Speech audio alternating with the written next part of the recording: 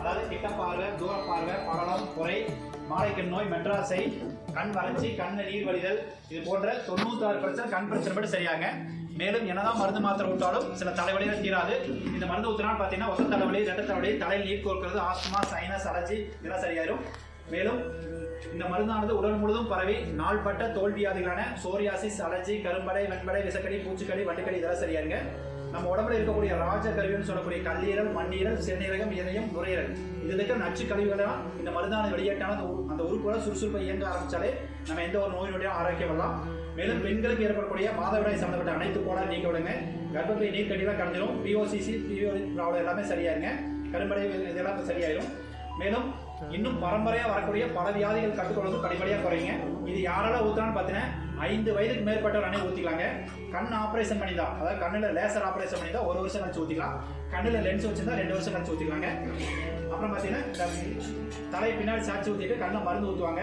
கண்ணிலேருந்து சாறு வலியிருந்து மூலிகை சாறு தான். துணியில் துடைக்க வேண்டாம், வைக்கையில் வலிய விட்டுனா அந்த சாரை அப்படியே முகத்தை தேய்ச்சிட்டிங்கன்னா தோல் சுருக்கம், மங்கு, கருவலியம், பிப்பிள்ஸ் எல்லாம் போயிட்டு ஸ்கின்னெல்லாம் சாப்பிட்டாங்க. அடுத்து பார்த்தீங்கன்னா செவியம், காதில் ஊற்றக்கூடிய மருந்து.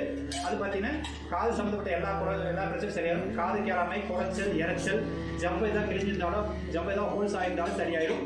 அப்புறம் பார்த்தீங்கன்னா கேட்கும் திறன் அதிகரிக்கும். டஸ்ட் அந்த அழுக்கு எல்லாமே கரைச்சி சரியாயிரும். அடுத்து பார்த்தீங்கன்னா நசியம் என்னும் மூக்கு கூத்துற மருந்து. அது பார்த்தீங்கன்னா ஆஸ்துமா, அடுக்கு தும்மல், குரட்ட பிரச்சனை, வீசிங் ப்ராப்ளம், டஸ்ட் அலர்ஜி தான் சரியாயிரும். கபாலத்துக்கு டஸ்டால வெளியேறும், நுரையீரல் சளியெல்லாம் உடனடியாக இருக்கும். உணவு குழாய், சுவாசம் கிட்ட கிளியர் ஆகிங்க. இதெல்லாம் பார்த்தீங்கன்னா இது ஏதாவது தொந்தரவு இருக்கிறது தான் ஊற்றணும் நிறைய பேர் கேட்குறாங்க. இது அப்படி இல்லைங்க.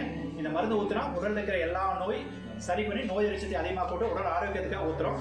அனைவரும் பயன்பெறும் அன்போடு கேட்டுக்கிறோம். இந்த நிகழ்வானது ஒவ்வொரு மாதம் தொடர்ந்து நடைபெறும். உங்கள் பேர், ஃபோன் நம்பர் கொடுத்து உங்களுக்கு எல்லாம் மெசேஜ் வரும். போகிற ஏதாவது சந்தேகம் தான் கேட்டுக்கிறோம். வாழ்க்கை